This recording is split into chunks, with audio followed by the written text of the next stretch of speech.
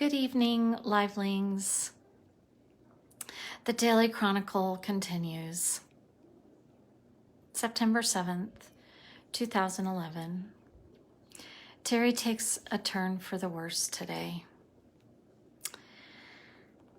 Despite his mind believing that he's going to be fine and he's going to make everything okay tomorrow or next week, his body doesn't agree. And it starts to turn on him. He starts throwing up today, which he had nothing to throw up. He hadn't eaten. And he hasn't been out of bed. Well, he's been home from the hospital 10 days at this point, and he hasn't been out of bed for 9. He's not eating. He's barely drinking. He's turned a really ugly yellow browny color.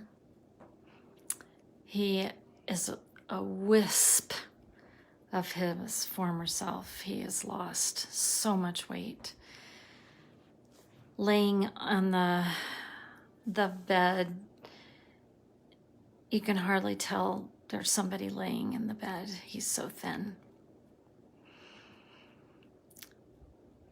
And I can tell today that it's close to the end. And I asked the hospice people, how long do they think it's gonna be? And they say not long, maybe a couple of days, a few hours to a couple of days. So we're on the end road here. And I really want to talk to him. He's been sleeping a lot, and the kids only go in for a few minutes at a time. So I'm alone with him. And I say, I wish we had had more time together. And this was the only comment that was even remotely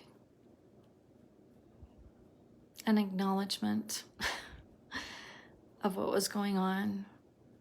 And he said to me, well, at least we had this time.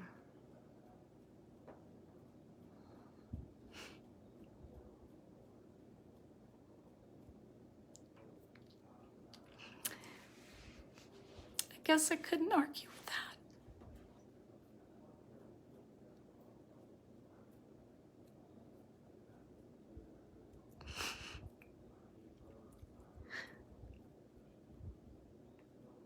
At least we had that time.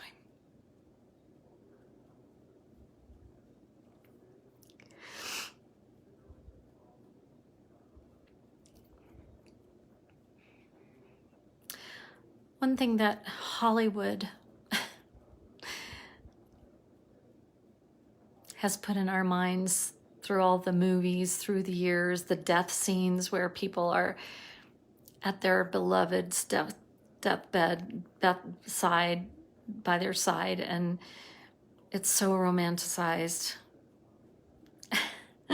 They're looking at each other in each other's eyes and saying their goodbyes. And I love you, and I love you. And then the person who's dying just sweetly and gently closes their eyes.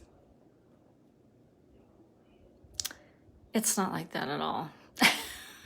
Not even close. Woo. Yeah.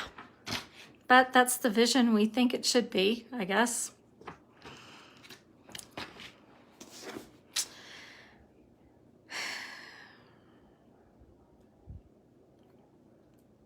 As the day wears on, Terry starts, for the first time, really having pain, and he is distressed. His body is violently erupting, shutting down.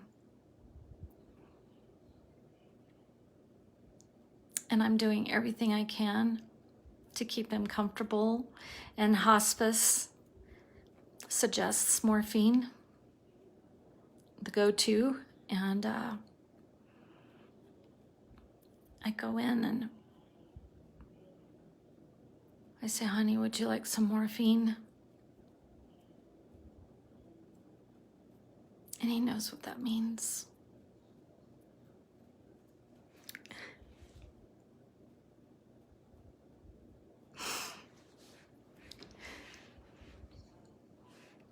He says, well, maybe just one dose.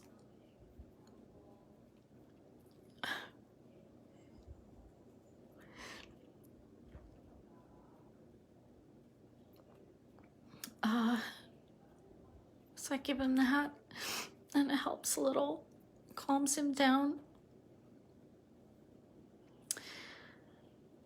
But he's still lucid until the nighttime.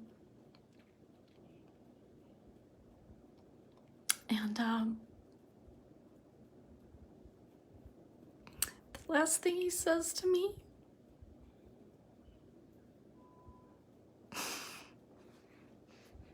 is he looks up at me and he says, I think I need help.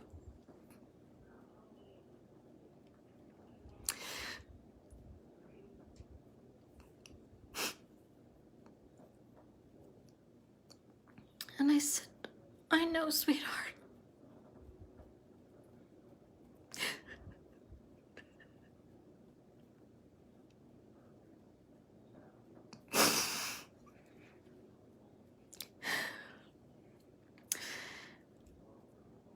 And then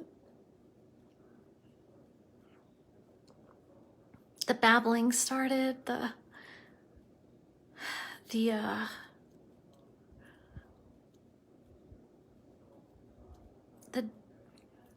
toxins finally built up in his brain, and he never spoke again.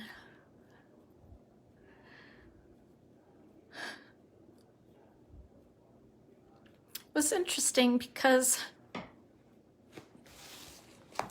he held on to his phone,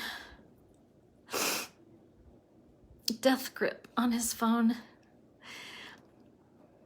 And the other thing I noticed, even before, earlier in the day, he was looking at the foot of the bed like there was somebody standing there, really focused on something. And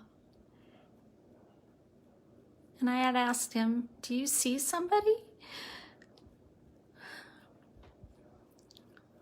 And he didn't answer me. And he had the death grip on his phone. And the hospice nurse said that that was common, that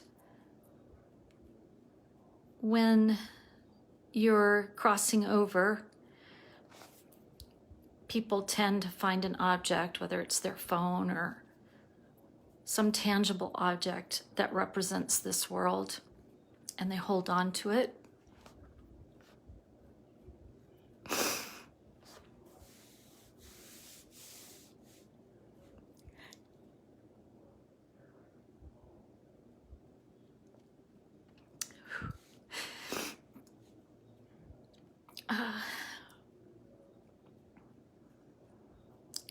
It's interesting to watch the process. It's also traumatizing. And I'm definitely gonna talk about my thoughts on how our society handles death and how we really should learn how to die as part of our living. But that'll come later. Anyway, it was a long night. I laid on the couch beside him as he tossed and turned. And when he became too uncomfortable, I gave him another dose of morphine, and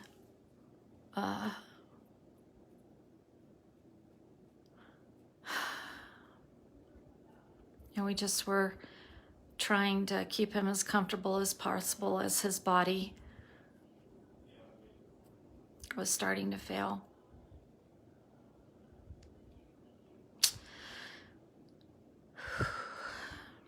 Yeah, that was the 7th. I'll see you tomorrow with the rest. Good night.